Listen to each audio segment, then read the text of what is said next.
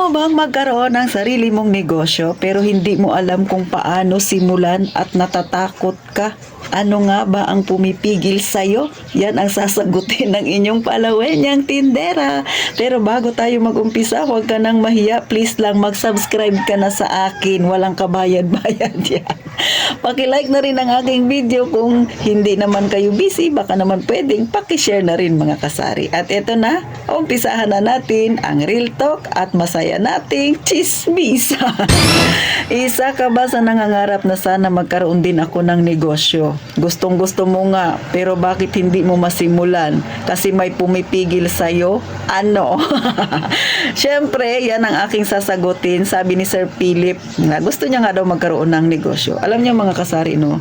Para sa akin, normal yung mga nararamdaman ng mga kasari natin na ganyan, yung kinakabahan, gustong gusto magsimula, pero parang ayaw naman gawin. Kasi number one dyan, kung ikaw ay may trabaho, naisip mo, worth it kaya ipagpalit ko yung trabaho ko tapos magsisimula ako ng aking tindahan, o di ba? Pangalawa, paano kung hindi kumita?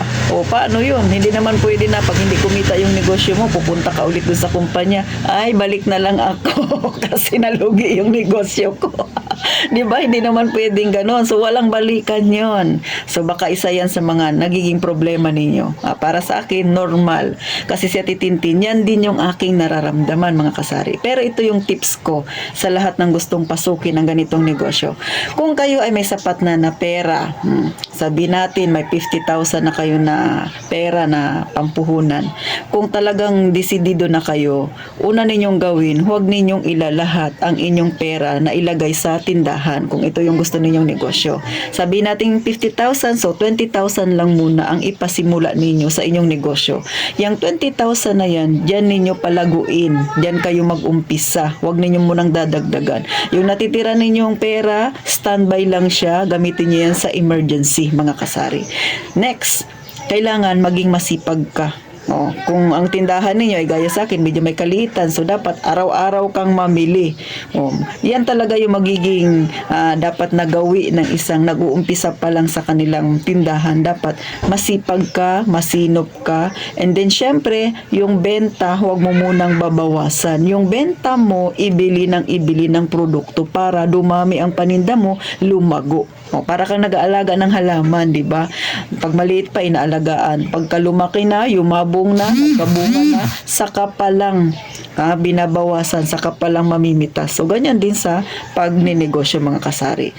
Pangalawa, na dapat na gawin, bago mo pasukin ang isang negosyo, mga kasari, tama yung ginagawa ng iba, nag-research, nagtatanong para magkaroon siya ng idea kung paano ba yung tamang ginagawa ng isang may tindahan, lalo na yung pagpipresyo. Dapat number one yan na alamin mo, mga kasari. Siyempre, magtanong-tanong din sa mga kakilala kung ano ba yung mga strategy na ginagawa nila, bakit nila napalago yung kanilang tindahan. Dapat malaman mo rin kasi doon sa ibibigay nila na idea sa'yo, magkakaroon ka rin ng sarili mong idea na which is magagamit mo kapag nagpaumpisa ka na ng iyong negosyo, mga kasari.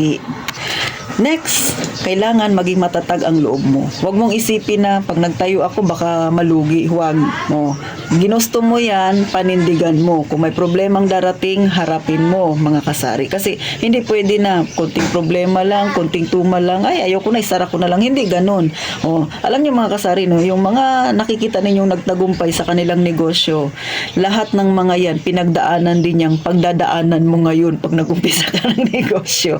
Kaya, kailangan tatagan mo ang kalooban mo, mga kasari. Kasi yan yung tunay na isang negosyante.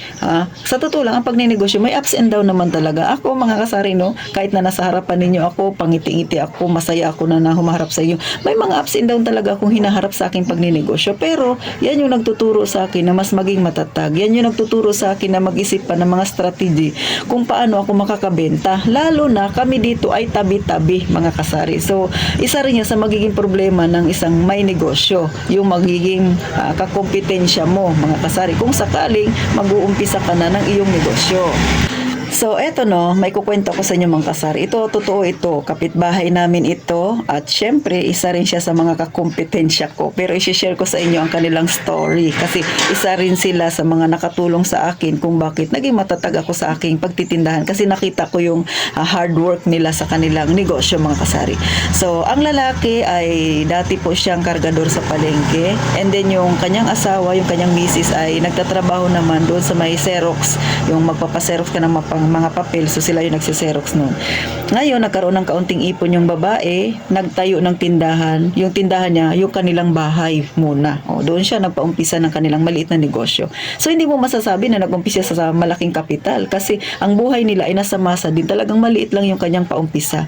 And then, masipag yung babae mga kasari. Then, magaling sa paghawak sa negosyo. Nung mga ilang buwan na nakikita mo na dumadami ng paninda nila, nagiging maganda na. And then, nung tumagal ng tumagal, lumalaki na ng lumalaki ang kanyang tindahan. O, eto na tayo sa part na exciting. Sabi niya sa asawa niya, tumigil ka na sa pagkakargador mo. Sabi niya, tulungan mo na lang ako dito sa aking tindahan. O, nag-usap sila. Siyempre, nagplano sila ng mga dapat gawin. O, eto na, tumigil na yung lalaki sa pagtitindahan. So, dalawa silang mag-asawa, nagsipag. Talagang hard work yung kanilang ginawa sa kanilang tindahan. Ngayon, yung kanyang anak, isa lang kasi yung anak nila, nakapagpatapos sila ng kanilang anak sa kolehiyo na nanggaling sa kanilang tindahan. Nakabili ng mga ilang properties, nakapag-ipon, may mga emergency fund, may mga alahas na nabili, pero yung buhay nila nananatiling simple. O, yung kanilang tindahan ngayon ay napalaki na nila, naging maganda na at marami na siyang paninda. Sabi ko nga sa inyo, kakompetensya ko sila, dyan lang sila sa una. So, mga kasari, ganyan yung mindset dapat natin. Lalo na kung kayo ay may partner, may asawa, di ba? Hindi hadlang ang maliit na puhunan kung sa pag-uumpisa. Ang kailangan lang talaga sipag at tiyaga. At saka harapin ang problemang dumarating. Kasi, mga kasari, ginusto mo yan, panindigan mo yan. Lahat naman ay dumadaan sa ganyang sitwasyon. Kahit ako, dumadaan din ako sa ganyang sitwasyon.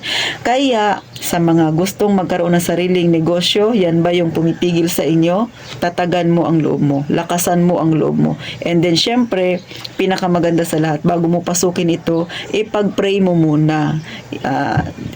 Panalangin mo, tama ba itong gagawin ko? Kung tama, i-guide nyo po ako, tulungan nyo po ako na maging maayos sa pagharap sa panibagong yugto na gusto mong mangyari sa iyong buhay. Hanggat wala ka namang inaapakang tao, bakit hindi ka naman magtatagumpay mga kasari? Kaya huwag ka nang medyo kabahan dyan. Gusto mong pasukin ito, gawin mo na. Pero gaya ng sabi ko, kung may pera ka, huwag mong ilalahat muna.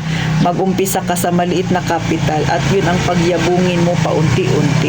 So paano mga kasari, sana nakatulong ako ng kaunti sa mga nagugulumihanan dyan. At kay Sir Philip, sana sir, magtagumpay ka sa gusto mong mangyari. Kung ito yung pangarap mo, gawin mo na. Baka ito na yung sinyales. Pero bago ka mag-umpisa, syempre, maganda itong ginagawa mo. Manood muna ng mga nagbablog ng ukol sa pagtitindahan para magka-idea ka. So paano makita tayo sa susunod na vlog ni Ate Tintin? Kung gusto niyo magkaroon ng iba pang topic na katulad nito, magkaroon ng second opinion, abay huwag mahiya, mag-comment lang dyan. Susubukan ni Ate Tintin na gawa ng video para sa inyo, para magkaroon kayo ng kaliwanagan ng kaunti. Sana nakapag-share ako ng kaunting idea. At syempre pa, gaya nga ng palagi kong sinasabi, mag-iingat tayong palagi, mga kasari.